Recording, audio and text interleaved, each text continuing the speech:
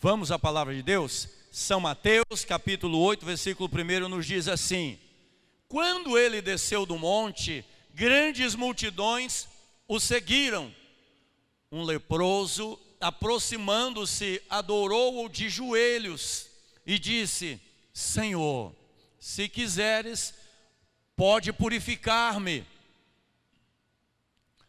Jesus estendeu a mão, tocou nele e disse: quero, seja purificado. Imediatamente ele foi purificado da lepra. Em seguida, Jesus lhe disse: olhe, não conte isso a ninguém, mas vá mostrar-se ao sacerdote. Apresente a oferta que Moisés ordenou para que sirva de testemunho. Amém. Pai, nós te damos graças, Senhor. Uma vez mais, nós bendizemos o teu nome, nós tomamos posse dessa palavra, Senhor, que ela já foi ministrada nessa manhã e nós queremos confirmar, nós queremos reafirmar essa palavra nessa noite.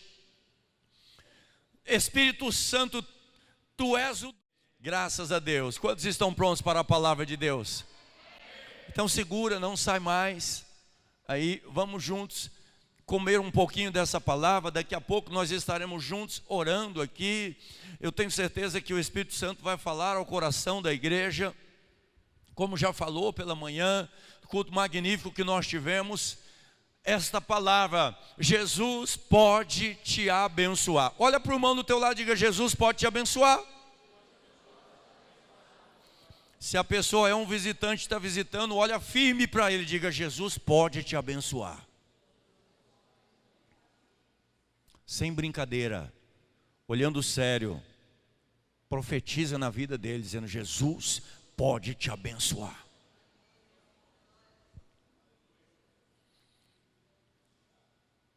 E o que é mais lindo nisso tudo, irmãos, é que Jesus deseja nos abençoar. Sabia que Jesus deseja te abençoar? A gente começa a ler a palavra de Deus e a gente começa a ver o amor de Deus, a gente fica escandalizado, irmãos. Porque a gente entra em crise quando a gente percebe o tamanho do amor de Deus para com a nossa vida. A Bíblia chega a dizer assim, a ponto de dizer: nós éramos inimigos de Deus. Nós éramos inimigos de Deus. A gente não queria graça com Deus, a gente não queria nada com Deus. E Deus pega o seu filho amado, querido, e envia e diz: vai lá, propõe uma reconciliação. Está todo mundo errado, mas vai lá, diz que você vai morrer por causa deles. E Jesus faz isso. Jesus deixa o céu. João escreve no capítulo 1, ele deixou todo o esplendor da sua glória, se habitou entre nós, e nós vimos a sua glória cheio de graça e verdade. Lindo, maravilhoso. Ele veio até nós. A gente não gosta de reconciliação, a gente evita a aproximação quando tem uma rixa com alguém. A gente não gosta de liberar perdão, a gente não gosta de se retratar, a gente não gosta de pedir desculpa. Quando a gente tem razão, imagina só, irmãos. A gente estava erradíssimo. E Jesus veio até nós como uma oferta de paz. O amor de Jesus é lindo, é ou não é? Imagina só. Eu faço um mal danado para vocês. E aí vocês vêm com um presente na mão, dizem assim: pastor, ó, a gente está trazendo um presente para o senhor, para ver se o senhor fica de bem da gente. Talvez alguém de vocês até queria fazer isso, me achando ser alguma coisa importante. Agora, deixa eu dizer uma coisa: nós éramos alguma coisa importante.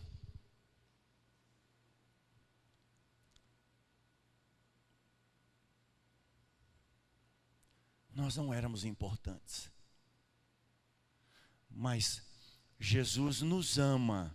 Jesus nos amou de tal forma que Jesus olhou para você assim, e Jesus se apaixonou à primeira vista como um filho que nasce.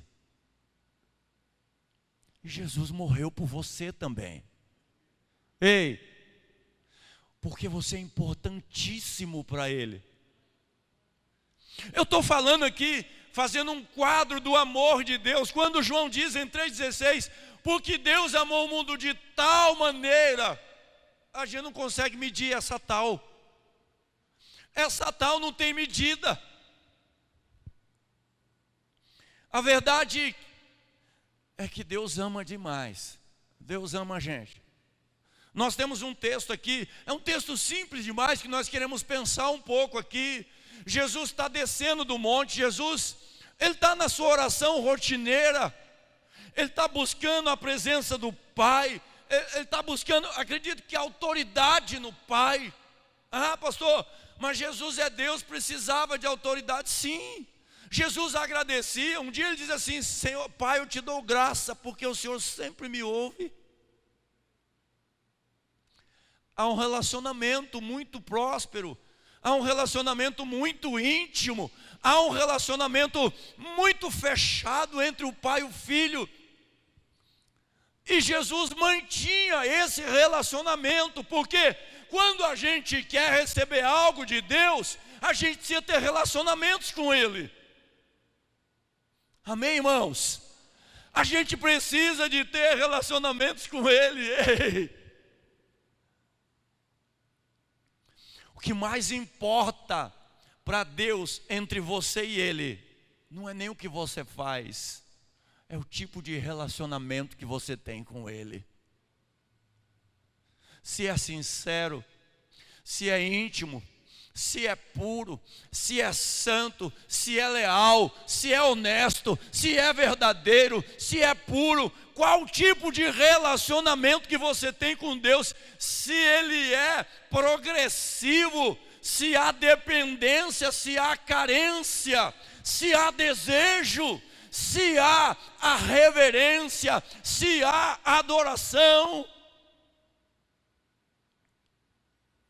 Jesus está descendo do monte, e um leproso vai de frente. A Bíblia diz que havia uma grande multidão acompanhando Jesus. Jesus não precisa publicar na internet, não precisa pôr no Instagram, Jesus não precisa dessa mídia. O relacionamento entre Jesus e Deus é o que define a sua personagem, é o que define o seu sucesso, é o que define o seu ministério, não é o seu perfil. Eu estou fazendo essa introdução da palavra aqui só para você entender que se nós quisermos, se nós pretendemos alguma coisa de Deus para a nossa vida, é necessário que haja relacionamento. Diga relacionamento. Você se relaciona com Deus quando, onde, como e quanto? Responde para você mesmo, de 0 a 10. Qual é o nível de relacionamento que você tem com Deus? Pelo nível de relacionamento que você tem com Deus, é a convicção daquilo que você vai receber ou não. A tua consciência te diz. Mas Jesus está descendo do monte e já vem uma grande multidão acompanhando Jesus, porque os sinais seguem.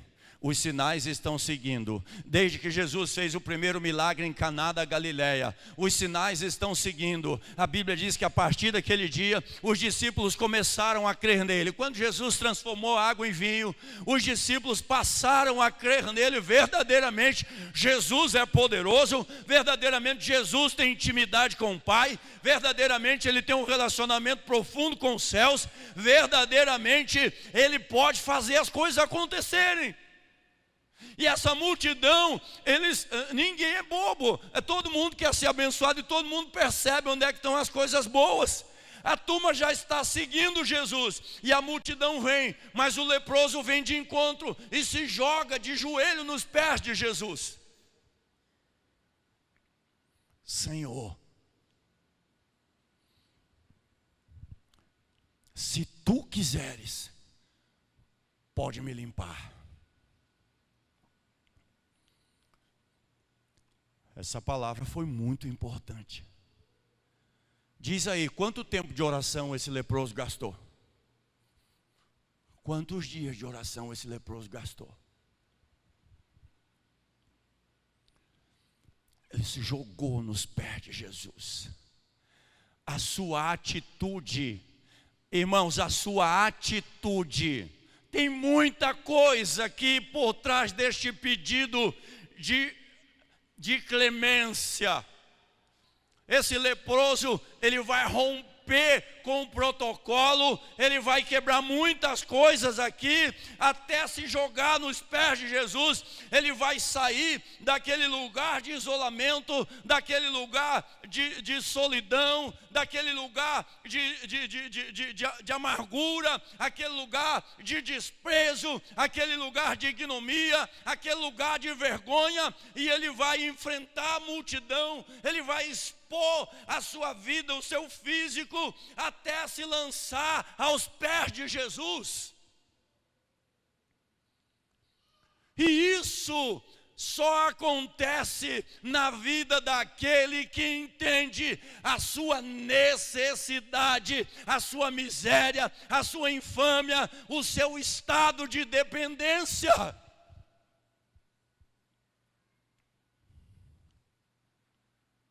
O leproso caiu a ficha. Eu estou leproso.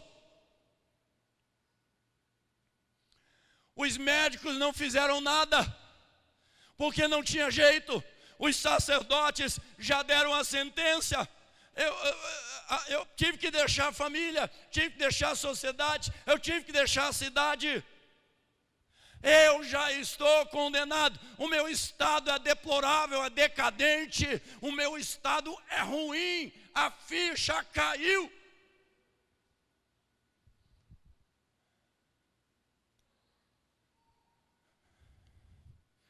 Quando nós entendemos a necessidade que nós temos de Deus, é que às vezes nós não nos sentimos leprosos. Aliás, a gente às vezes acha que não tem nenhuma feridinha.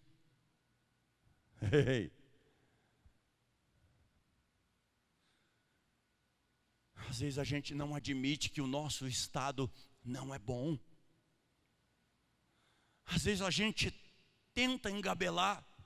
Às vezes a gente tenta fazer de conta, às vezes a gente tenta viver de aparência, que o casamento está bem, que a fé está bem, que o ministério está bem, que a vida está bem, quando nada está indo bem.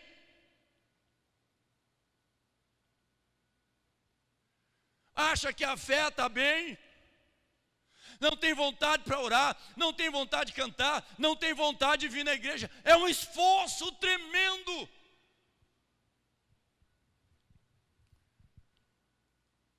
Mas aquele leproso, ele assumiu a realidade que ele estava vivendo. Era uma lepra física? Sim.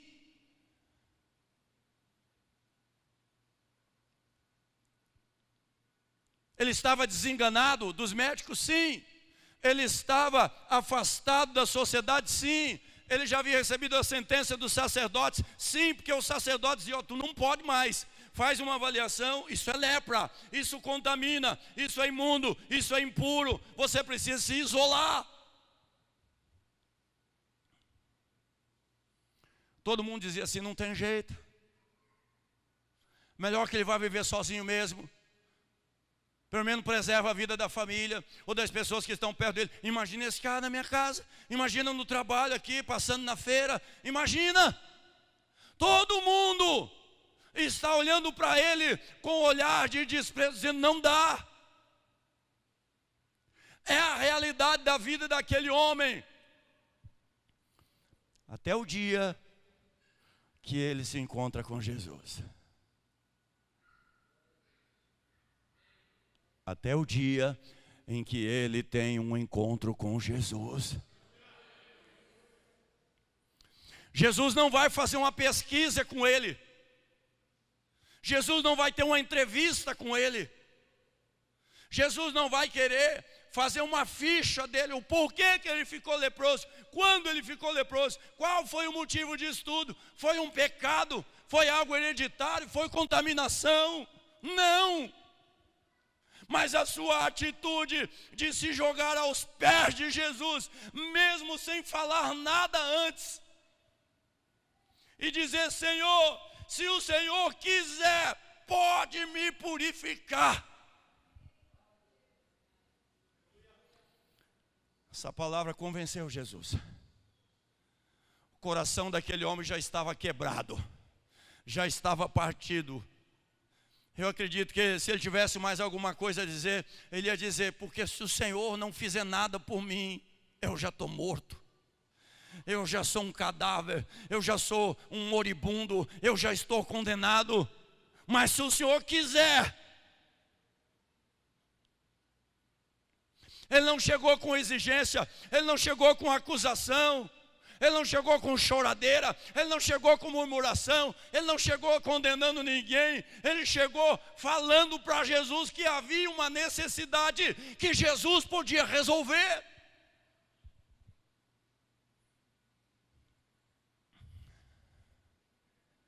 Quando a gente entende o poder que Jesus tem e o que Ele pode fazer para a gente confia. A gente não murmura, a gente não lamenta, a gente não critica, a gente não condena, a gente confia, a gente confia, a gente adora, a gente reverencia, a gente demonstra temor e a gente quer adorar ao Senhor, a gente quer adorar a Ele.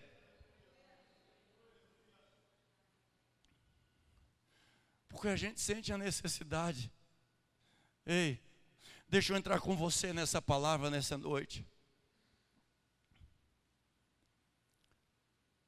Qual é a tua sujeira?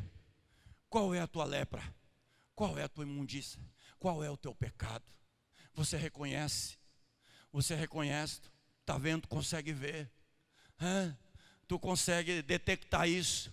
Que há um mal, que há uma necessidade, que há um estado miserável em você. Você consegue detectar de que você precisa da ação misericordiosa de Jesus, o que você depende da ação do Espírito Santo na sua vida, para mudar a sua história, a sua trajetória, o seu coração, o seu estado real que você está vivendo nessa noite.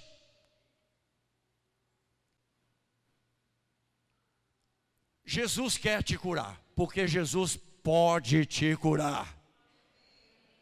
Seja emocional, seja físico, seja ministerial, seja familiar, seja qual for a área da tua vida, Jesus quer te abençoar. Ele não vai fazer uma entrevista, Ele não quer saber o que aconteceu da sua vida, Ele não vai te acusar de nada.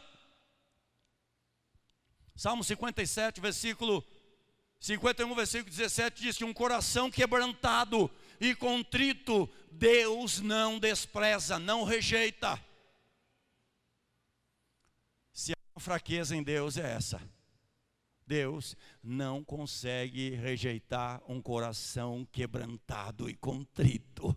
Quando você chega e você se joga, você se lança aos pés do Senhor e você diz: Deus, só o Senhor que pode dar jeito.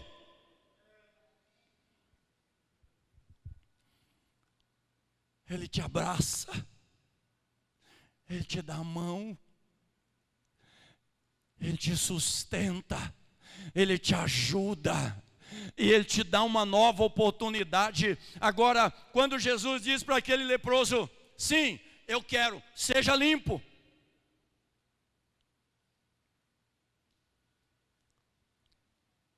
A Bíblia diz que imediatamente, foi imediato. O milagre foi imediato. Imediatamente aquele homem se tornou puro, limpo, curado, sarado por completo das suas chagas. As suas feridas desapareceram. Imagina agora.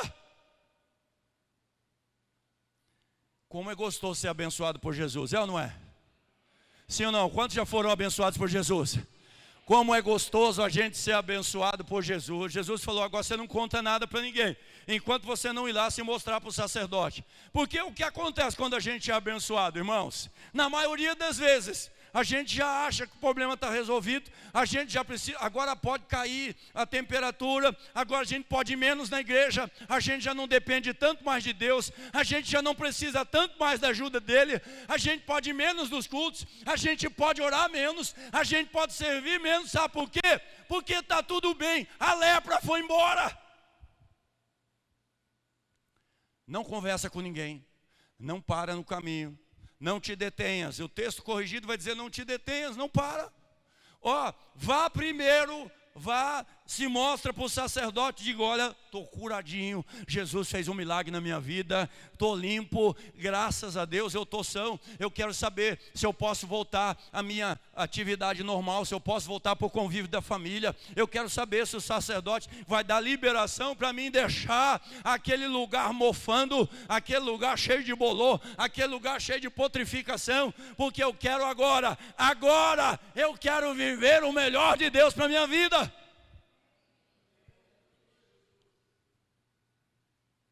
Te mostra para o sacerdote. Entrega a oferta que Moisés determinou, para que ele seja de testemunho. Como é o teu coração, hein? Se o teu coração é bom ou se não é. Se você é agradecido ou se você não é, se você reconhece o que Deus fez na sua vida ou não, se você teme ao Senhor e não. Entrega a oferta que Moisés determinou. Era determinado lá no livro de Levíticos. Moisés determina uma oferta. Se as pessoas têm posse, ele tinha que dar pelo menos 2 cordeiros de 1 ano. Se não tinha nada, se era muito pobre, ele tinha que levar pelo menos 2 pombinhos. Porque tanto o cordeiro quanto os pombos, um era oferecido para o sacrifício, para o holocausto, e outro era oferecido como ação de graças para Deus. Vai servir e vai adorar. Sacrifício e adoração. Sacrifício e adoração. É claro que tudo isso apontava para nós, apontava para a igreja, apontava para o serviço do Senhor, porque Jesus te purifica. O teu pecado é considerado como a lepra. A lepra era o símbolo do pecado, e nós estávamos imundos, cheios de lepra, cheios de pecados. Mas pelo sangue de Jesus derramado na cruz do Calvário, a Bíblia diz que quando nós o recebemos, ainda que os nossos pecados sejam vermelhos como a escarlata, eles se tornarão brancos como o carmesim, mais branco do que a branca lã. Automaticamente toda a sujeira vai embora, tudo. Não importa como foi o teu passado, não importa o que você fez daqui para trás. Se você vem e reconhece o teu pecado e diga, Jesus, eu reconheço, eu não tenho a menor chance sem o Senhor, me perdoa, você volta branco para casa. Você volta limpo para casa, você volta purificado para casa, você volta curado para casa. Teu coração, a tua alma, a tua mentalidade, o teu emocional, a tua conduta, a tua vida, você volta curado para casa. Isso é lindo, não é? Jesus fez isso com a gente. Jesus fez isso com a gente. Jesus curou a nossa lepra. Você se lembra como você era? Você se lembra quem você era? Ei, irmãos, tem coisas que machucam a gente. Tem coisas que judia da gente. O Rogério já estava testemunhando aqui do amigo dele. Quantas pessoas tentando tirar a sua vida. Quantas pessoas perdendo a alegria de viver. Quantas pessoas perdendo o prazer pela família. Quantas pessoas abandonando o casamento. Quantas pessoas sem razão para essa vida. Sabe por quê? Porque às vezes há um problema que ele não consegue segurar aquilo. Aquilo te tira o chão, tira o equilíbrio, rouba a sua paz, a sua alegria. E o seu emocional pira. Até que Jesus aparece no meio do caminho. Quando Jesus entra no meio do caminho da gente, e com Jesus vem uma grande multidão. Sabe, quando eu encontrei com Jesus, já tinha uma grande multidão, que eles estavam cantando, eles estavam adorando, eles estavam celebrando. Quando eu conheci Jesus, eu estava desse jeito. Quando você conheceu Jesus, já havia uma grande multidão que estava acompanhando ele, e a sua lepra foi purificada, o seu pecado foi perdoado, a sua vida foi transformada. Aquele passado ficou para trás. A primeira coisa que deu prazer na gente, a primeira coisa que trouxe alegria na gente, é de ver que nós estávamos limpos, livres do isolamento, livres da imundícia, livres da vergonha, livres da humilhação. Foi assim com você ou não foi? Porque Jesus quis me abençoar. Jesus quis te abençoar. Jesus quis mudar a sua história. Eu sei que às vezes você nem gosta de falar do teu passado, porque realmente foi uma lepra, foi vergonhoso. Assim como eu não gosto de falar do meu passado. Às vezes a minha esposa fala para mim: puxa, mas você nunca me falou isso. Eu digo: porque eu não tinha nenhum benefício. Isso não me é prazer ter falado o passado. Isso não me engrandece. Às vezes tem pessoas que gostam de falar mais do seu passado do que do seu presente. Mais do que ele fazia do que daquilo que Jesus fez na vida dele. Mais da sua doença do que do milagre.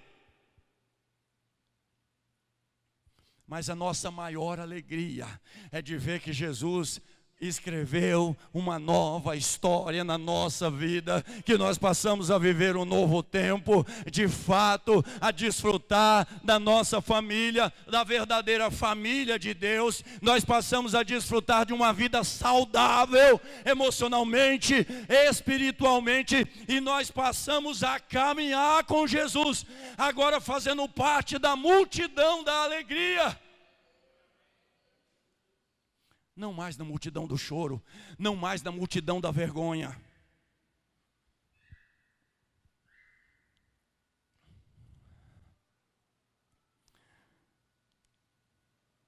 Nós damos graças a Deus. Nós glorificamos ao Senhor. Eu quero começar a terminar essa palavra. Eu quero dizer uma coisa a você. Eu não sei qual é o teu problema nessa noite. Eu não sei qual é a dificuldade que você está enfrentando, porque às vezes para mim o teu problema é desse tamaninho. Talvez para a igreja o teu problema parece quase nada. Mas eu quero dizer uma coisa: só a pessoa que está passando, só a pessoa que está vivendo o seu problema, ela sabe onde dói o seu calcanhar, onde a corda lhe aperta, onde o seu coração te pressiona. Só as pessoas que estão vivendo um tempo difícil de escassez na sua vida sabe a dor que está vivendo. Mas eu quero dizer uma coisa: ainda que eu não sei, ainda que essa igreja não sabe, Jesus está caminhando ao seu encontro. Jesus está caminhando ao seu encontro. E quando você olhar para a grande multidão que está glorificando a Deus, que está caminhando com Jesus, você também há de se lançar aos pés dele e dizer: Senhor, se o Senhor quiser, pode mudar a minha vida.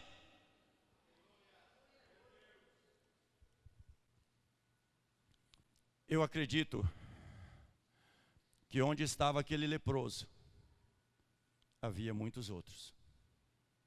Geralmente havia um vale de leprosos, dificilmente havia um só. Geralmente era coletivo. Há um texto que a Bíblia diz que vieram 10 leprosos. Para provar o que eu estou dizendo. E a Bíblia diz que Jesus curou os 10 leprosos. Não curou apenas um. Jesus curou os 10. Depois um voltou. Eu acredito que esse que voltou, ele voltou para cumprir o que Jesus falou para esse aqui. Vai, se apresenta o sacerdote, entrega a oferta. E aquele leproso voltou para conversar com Jesus e se retratar e dizer o que tinha que fazer. E Jesus falou: cadê os outros 9? Senhor, eu não sei dos 9, mas eu estou aqui. Eu estou aqui. Bom, nossa história para por aqui. Só estou citando para você que Jesus poderia ter curado tantos quantos leprosos tivessem aparecido nesse momento. Jesus está descendo o monte, está cheio de poder, está cheio de autoridade, está cheio de alegria. Eu acredito que Jesus até sabe que esse leproso vai vir a seu encontro. E que Jesus está com a perspectiva dizendo assim: podia vir um arraial inteiro, podia vir esse leprosal todinho, podia vir todo mundo, mas um homem, uma pessoa vai ao encontro de Jesus. Pastor, o que isso significa? Significa que tem muita gente leprosa, tem muita gente doente, tem muita gente que está com problema, mas que ele não se define, ele não se assume, ou ele perdeu as esperanças, ou não há mais perspectiva de vida, ou ele se conformou com a situação.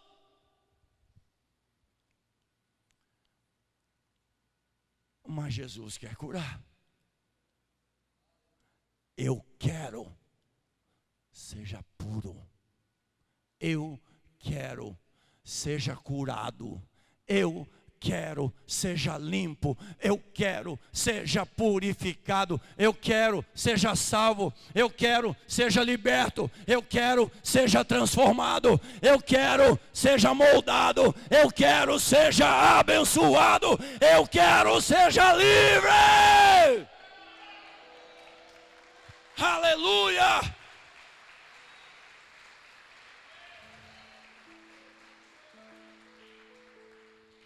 Jesus quer a solução para o teu problema. Jesus quer o melhor para a tua vida. Sai do vale. Sai da caverna. Sai do arraial. Venha ao encontro de Jesus. Jesus tem uma nova história para você.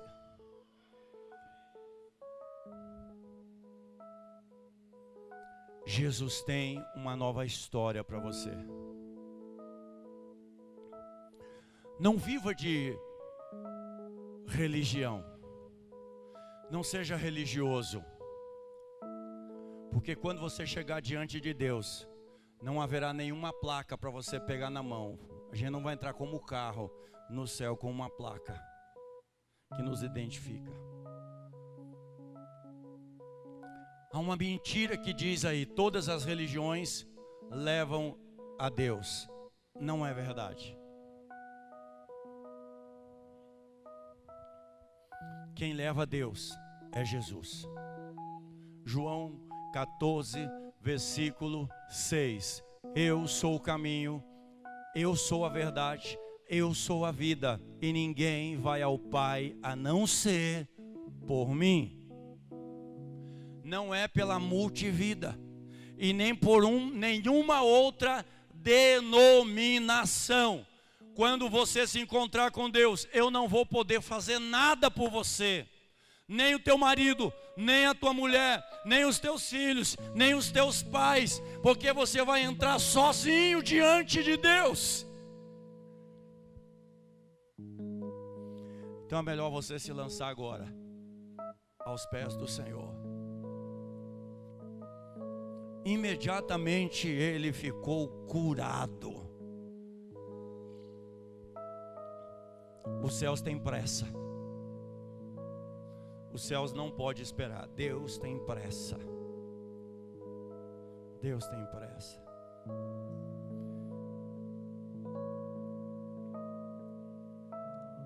Deus tem pressa.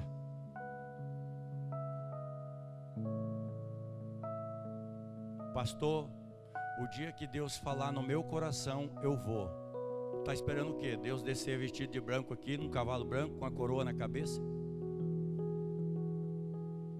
A palavra de Lucas diz que havia um rico e um mendigo, o Lázaro e o rico.